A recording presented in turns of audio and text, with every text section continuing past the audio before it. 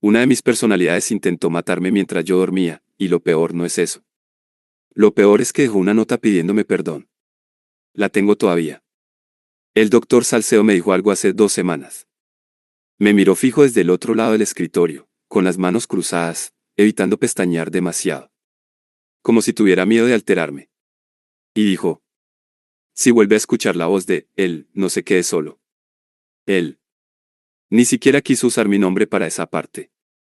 ¿Sabe qué es lo más extraño de tener trastorno de identidad disociativo? No es perder tiempo. No es despertarse en lugares que no recuerdas. Ni es encontrar mensajes que no recuerdas escritos con tu letra. Es descubrir que hay alguien viviendo dentro de ti, que te conoce mejor que tú mismo, y que además te odia. Las películas mienten. La gente cree que son cambios bruscos. Ojos en blanco. Gritos. Personalidades extravagantes. Pero no funciona así. Al principio parece cansancio, pequeños huecos, como olvidar por qué entraste a una habitación, escuchar tu propia voz diciendo algo que no recuerdas haber pensado o notar que alguien cambió de lugar las cucharas cuando vives solo. Y después empieza lo peor, que son las contradicciones. El jueves pasado encontré una taza caliente sobre la mesa de mi cocina a las 4 de la mañana. Café recién hecho. Humeando. El televisor encendido en silencio. Era un documental viejo sobre accidentes marítimos, y yo no recordaba haber despertado, pero había una frase escrita en el vapor empañado de la ventana. Ya casi lo recuerdas. La escribieron desde adentro. Yo vivía solo, o eso creía. ¿Perdón? Necesito respirar un segundo. Escucha eso. Ese ruido. Parece que alguien arrastra algo en el apartamento de arriba. Llevo meses escuchándolo a la misma hora. 3 golpes y después pasos lentos. El problema es que el apartamento de arriba lleva vacío desde noviembre. La policía incluso selló la puerta. Pero todas las noches alguien camina ahí arriba exactamente a las 3:23. Y siempre después de esos pasos aparece algo nuevo. Una nota, una llamada, un objeto movido o un recuerdo. Los recuerdos son lo peor. Porque no llegan completos. Llegan como flashes, en pedazos. Un pasillo amarillo, una mujer llorando detrás de una puerta, el sonido de alguien golpeando una pared. Y una voz masculina diciendo: si vuelves a contar lo que viste, él despertará. Durante años pensé que eran sueños. Hasta que empecé a encontrar pruebas físicas. Los pacientes con trastorno de identidad disociativo pueden presentar diferencias fisiológicas medibles entre identidades. Cambios en la presión arterial. En la escritura. Incluso en la respuesta ocular. El cerebro no finge. Se fragmenta. Los especialistas descubrieron algo todavía peor. Algunas personalidades pueden ocultar recuerdos traumáticos incluso al resto del sistema. Eso significa que alguien dentro de ti puede saber exactamente qué ocurrió, mientras tú permaneces ciego. Y yo creo que una de mis personalidades vio algo cuando era niño. Algo tan horrible que me dividí para sobrevivir. Pero hay una personalidad que quiere abrir esa puerta otra vez. Y no le importa destruirme para hacerlo. La primera vez que entendí que esto era real fue hace 8 meses. Desperté sentado dentro de mi coche. Con el motor encendido. Llovía muchísimo y las luces del estacionamiento parpadeaban sobre el parabrisas mojado. Tenía sangre seca debajo de las uñas. No muchísima, pero lo suficiente. Y lo primero que pensé fue: mataste a alguien. No sé por qué pensé eso antes que cualquier otra cosa. Miré el asiento del copiloto. Había una bolsa de supermercado, dentro encontré leche, pan, cinta adhesiva y un martillo. Todavía recuerdo el frío exacto que sentí en el pecho. Como si una parte de mí ya supiera para qué servía todo eso. Encendí la luz interior y había una nota doblada sobre el tablero. No vayas a casa. Firmada con mi nombre. Era mi propia letra, con una caligrafía apenas distinta. Pero regresé a casa, claro que regresé. Porque cuando uno está aterrado necesita comprobar que el monstruo no existe.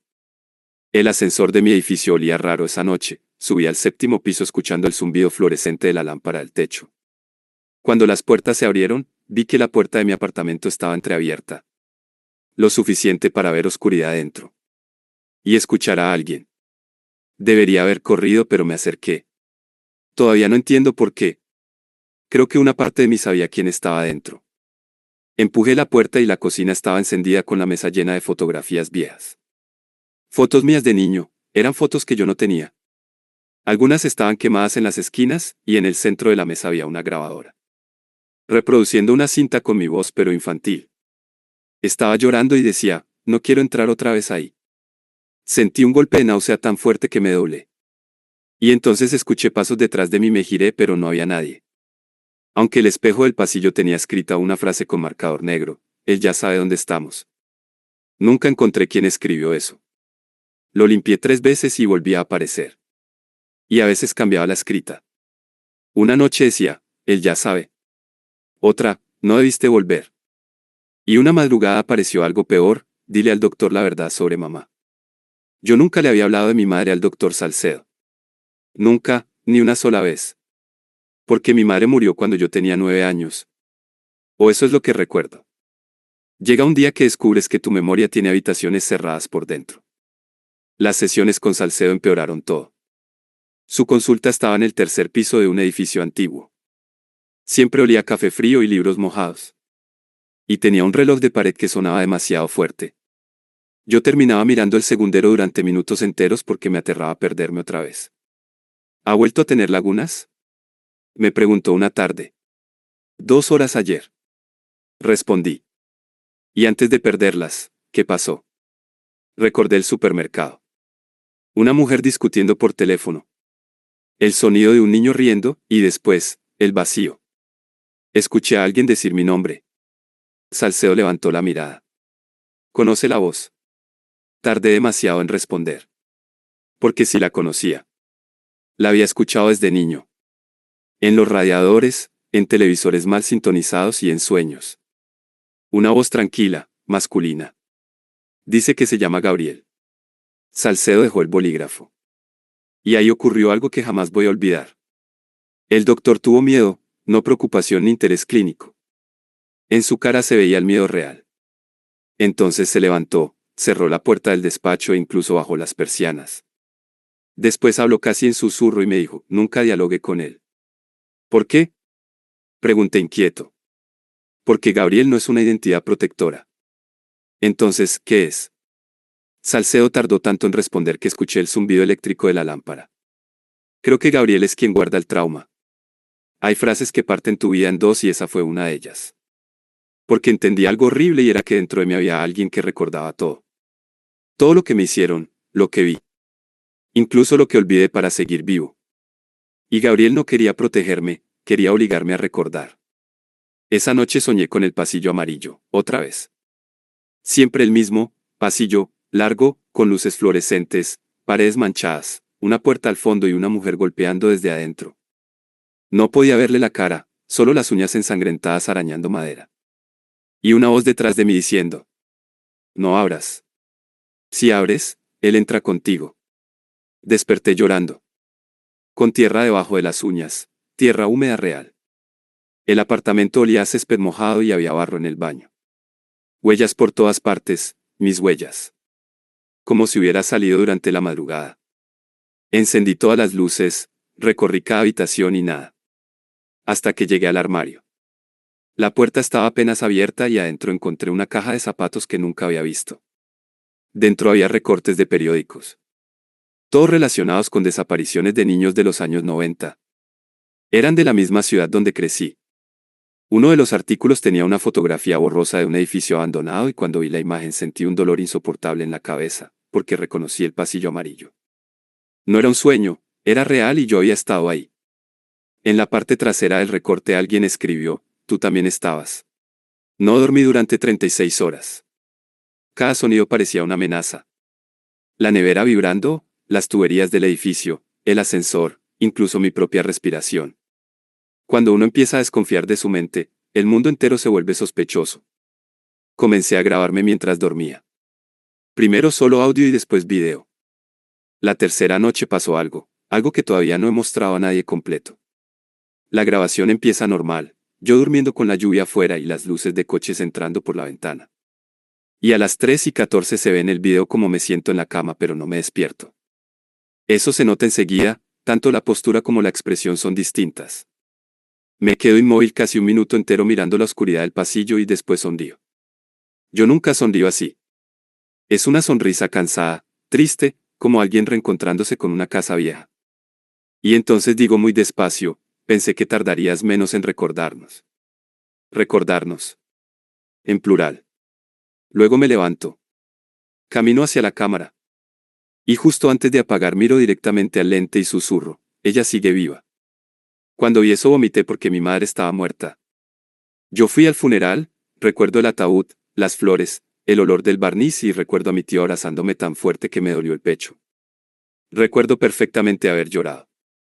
Pero aquí aparece un detalle completamente real. Los recuerdos traumáticos pueden alterarse de manera extrema. El cerebro rellena huecos. Construye versiones soportables. Y cuanto más pensaba en el funeral más raro se volvía. Nunca vi el cuerpo. El ataúd permaneció cerrado. Llamé a mi tío Ernesto después de casi 10 años sin hablarle, contestó jadeando, como si hubiera corrido para alcanzar el teléfono. Lucas. Escuchar mi nombre en su voz me revolvió el estómago. Necesito preguntarte algo sobre mamá. Escuché un televisor de fondo. Después hielo cayendo en un vaso. No hagas eso, dijo. ¿Hacer qué? Volver ahí. Se me secó la boca. ¿Ahí dónde? Y entonces dijo algo que todavía escucho en sueños. Pensamos que Gabriel había muerto. La llamada se cortó. Intenté devolverla pero no respondía. Fui a su casa al día siguiente y no estaba. Los vecinos dijeron que se había marchado esa madrugada con maletas. Desapareció, igual que las otras personas relacionadas con mi infancia. Mi antigua profesora no quiso hablar conmigo. El párroco de la iglesia fingió no reconocerme. Y una mujer que había sido amiga de mi madre literalmente cerró la puerta cuando mencioné el nombre, Gabriel. Como si hubiera pronunciado algo prohibido. La obsesión empezó ahí, dormía 2 horas, comía cualquier cosa y leía expedientes viejos en internet hasta que amanecía. Encontré artículos sobre un centro psiquiátrico infantil clausurado en 1998 tras denuncias de abuso. Niños desaparecidos. Tratamientos experimentales, hipnosis, aislamiento y terapias de memoria. El edificio de la fotografía amarilla pertenecía a ese lugar, era el Hospital San Jerónimo. Y yo había estado ahí, lo supe incluso antes de encontrar mi nombre porque lo encontré en un documento escaneado. Paciente 44B, edad, 8 años. Estado, disociación severa. Observación, el sujeto responde favorablemente a Gabriel. Todavía recuerdo el sonido exacto que hizo mi corazón. Como un golpe hueco. Porque entendí algo imposible. Gabriel no apareció después del trauma. Gabriel nació dentro del hospital. Alguien lo creó. Las siguientes semanas se volvieron borrosas. Perdí más tiempo. A veces despertaba lejos. Una mañana aparecí frente al hospital abandonado. No recuerdo haber conducido. Solo estaba ahí. El edificio seguía en pie entre árboles muertos y ventanas tapiadas. Lloviznaba. El viento hacía sonar algo metálico en la azotea. Y sentí una familiaridad nauseabunda. Como regresar al lugar donde enterraste algo. Encontré una entrada lateral abierta. Dentro olía a moho, óxido y agua estancada. Mis pasos resonaban demasiado fuerte. Había juguetes rotos tirados en un pasillo. Sillas infantiles. Dibujos pegados en paredes húmedas. Y entonces escuché una voz. Mi voz cantando lejos. Muy lejos dentro del edificio. No sé cuánto tiempo caminé. Los hospitales abandonados tienen una acústica horrible. Los sonidos parecen moverse contigo. Pero llegué al pasillo amarillo. Exactamente igual. Las mismas luces. La misma puerta al fondo. Y algo dentro de mí empezó a temblar. Literalmente. Mis manos, mi mandíbula y mi respiración. Porque los recuerdos empezaron a romperse. Vi niños alineados contra una pared. Escuché gritos. Un hombre diciendo. Si uno recuerda, todos recuerdan. Después vi a mi madre. Viva. Discutiendo con alguien. Llorando. Y luego. La puerta. La puerta abriéndose. No puedo explicar bien lo que pasó después. Perdí tiempo otra vez. Cuando recuperé conciencia estaba sentado en el suelo del pasillo. Había sangre en mi camisa. No mucha. La suficiente. Y frente a mí había una frase escrita en la pared con algo oscuro. Gabriel te protegió. Escuché sirenas afuera. Huí. Ni siquiera sé de qué. Esa noche encontré 27 mensajes de voz en mi teléfono. Todos míos. Pero cada uno sonaba distinto. Uno lloraba. Otro reía. Otro respiraba sin hablar. Y uno pertenecía a Gabriel. La voz era más grave. Más calmada. Ya casi llegas al final, Lucas. Pero cuando recuerdes, ella morirá otra vez. Pasé días sin salir. Cubría los espejos. Apagaba el teléfono. Dormía con luces encendidas. Porque empecé a notar algo espantoso. Las personalidades estaban hablando entre ellas. No directamente. A través de objetos. Notas. Cambios pequeños. Una mañana encontré todos los cuchillos escondidos dentro del horno. Otra noche alguien escribió en mi cuaderno. No le creas a Gabriel. Debajo apareció otra letra. La única razón por la que sigues vivo es Gabriel. Y más abajo. Mamá está esperando. No sabía cuál de ellos mentía. Ni siquiera sabía cuántos eran. Aquí aparece un detalle completamente real. Muchos pacientes con trastorno disociativo describen un mundo interno, una especie de estructura mental donde distintas identidades interactúan. Algunos lo perciben como habitaciones, otros como voces, otros como sueños persistentes. Yo empecé a verlo como un pasillo. Siempre el mismo. El amarillo. Cada vez más cerca de la puerta. Y detrás de la puerta, alguien respirando. Salcedo quiso internarme después de escuchar las grabaciones. Esto ya no es seguro, dijo. ¿Para quién? No respondió. Entonces noté algo. Tenía un rasguño reciente en la mano. Profundo. Como hecho por uñas. ¿Qué pasó ahí? Retiró la mano demasiado rápido. Y comprendí algo peor que todas las demás cosas. Gabriel había hablado con él. Sin mí. Salí del despacho. Escuché que me llamaba desde el pasillo, pero no me detuve. Afuera llovía tan fuerte que parecía de noche aunque eran las 4 de la tarde. Y mientras caminaba hacia mi coche, encontré una fotografía debajo del limpiaparabrisas. Era yo. Dormido. Tomada desde dentro de mi apartamento. En la parte trasera decía. La puerta se abre esta noche. No volví a casa. Conduje durante horas. Pero cada carretera parecía llevarme al hospital. Al anochecer terminé estacionado frente al mar. Las olas golpeaban el rompeolas con un sonido sordo. Me quedé ahí fumando aunque había dejado el tabaco hacía años. Y entonces ocurrió algo. Algo mínimo. Pero fue el instante exacto en que empecé a romperme de verdad. Encontré una canción tarareándose en mi cabeza. Una melodía infantil. Y recordé quién la cantaba. Mi madre. No en casa. En el hospital. Ella trabajaba allí. No era una víctima externa. Ella me llevaba. Ella sabía. Sentí tanto terror que empecé a golpear el volante. Porque las piezas empezaban a encajar demasiado rápido. Mi madre descubrió algo. Intentó sacar a los niños. Y después, murió. O eso me hicieron creer. Regresé al hospital esa misma madrugada. Solo, como un imbécil. La tormenta había tirado parte del vallado. Entré con una linterna. Los pasillos parecían respirar con el viento. Escuchaba agua goteando. Puertas moviéndose lentamente. Y otra vez la canción lejana y desafinada. Bajé al sótano. No recuerdo haber decidido hacerlo. Solo sentí que debía bajar. Había archivos destruidos por humedad. Camillas oxidadas. Y una habitación acolchada, pequeña e infantil. En la pared alguien había escrito cientos de veces la misma frase. No soy Gabriel. Me acerqué. Y vi algo escondido detrás del revestimiento roto. Una cinta VHS. Con mi nombre. Cuando la reproduje después, entendí por qué algunas memorias deberían quedarse enterradas. La grabación mostraba una sala blanca. Niños sentados alrededor de una mesa. Uno de ellos era yo. Más delgado. Asustado. Y un hombre fuera de cámara preguntando. ¿Quién quiere salir hoy? Entonces el niño, yo, levantaba la mirada.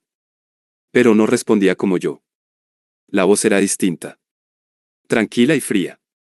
Gabriel puede hacerlo. El hombre reía. Muy bien. ¿Y qué hace Gabriel? Silencio. Y luego. Gabriel aguanta cuando ellos gritan. Tuve que detener el video. No podía respirar. Porque entendí el verdadero horror. Gabriel no era el monstruo. Gabriel era lo que construí para sobrevivir. El problema era otro. Había alguien más. Alguien que nunca apareció en terapia. Alguien escondido detrás de todos. La personalidad que había visto lo peor. La que seguía encerrada detrás de la puerta. Y esa noche, la puerta empezó a abrirse. No sé explicar lo que ocurrió después sin sonar completamente loco. Perdí casi 12 horas. Desperté en mi apartamento. Las manos vendadas. El televisor encendido con estática. Y una mujer sentada en mi cocina. Mi madre. O alguien idéntico a ella. El mismo lunar en la mandíbula. La misma bata azul. La misma manera de sostener la taza. No grité.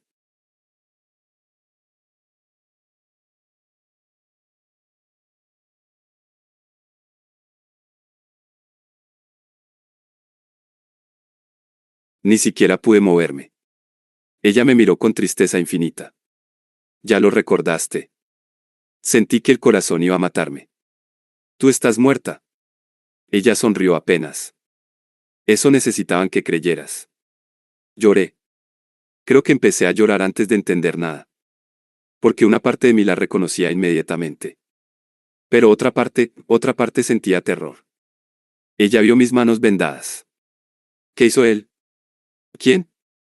Y entonces escuchamos pasos en el pasillo del edificio. Lentos. Arrastrando algo. Mi madre palideció. No abras la puerta. Los pasos se detuvieron afuera.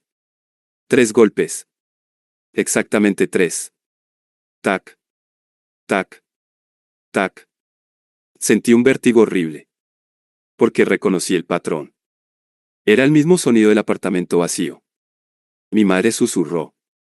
Nunca aprendió a quedarse dormido. Y ahí lo entendí. Había otra personalidad viviendo, arriba. Siempre arriba. Escuchando. Moviéndose cuando yo dormía. La puerta comenzó a abrirse lentamente. Y yo reconocí la mano antes de ver el rostro. Era mi mano.